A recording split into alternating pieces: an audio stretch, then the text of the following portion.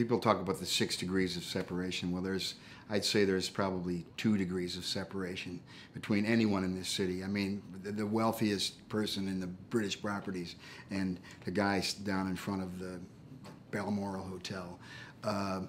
It only takes. I find so much of it really. It's not so much how you lose your money. You can always make money, but it's people's understanding, and it's the communication that happens between people. And as I've tried to say, I mean, I think that very easily could be me on that street. When I lost my legs, I had $90 to my name.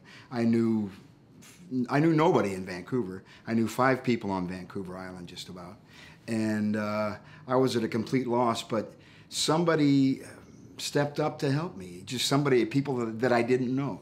People in the hospital smiled at me and patted me on the back and said that I could do it, and didn't tell me that I couldn't do it, and that I was a loser, and that it was you'd get used to it, and just find some way. And no, people really, kind of rallied around me, and then my family, who were far away, rallied around me.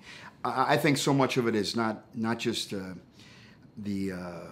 obviously the financial help is much needed, but it's the understanding, the emotional ties that we all have. We're all rocking in the same old boat here, and I think that once we realize that each and every one of those persons is somebody's baby. You know, if you have one yourself, as a parent yourself, every one of those people down there, no matter how seemingly lost and desperate, was at one time this beautiful gift of life.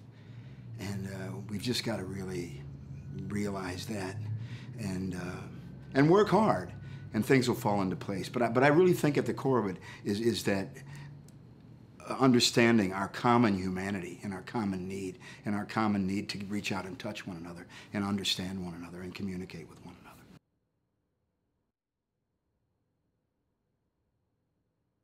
Something has to happen. We've got to change something.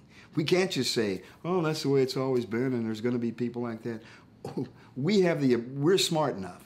We think we're so smart, and we can do this and we can do that, and we can go to the moon, and we can conquer disease and this and that. Well, how about the disease of this isolationism that we all have brought upon ourselves, or so many people have brought upon themselves, to think, me, mine, that's it. No, it has to be ours. It has to be all of us. It's got to be we. It can't be I. And I really think that without that, like you say, I mean, you see these science fiction movies. You read a book, The Road, Cormac McCarthy, where it was a guy and his son with a shopping cart and a rifle trying to survive, and we're not that far away from that.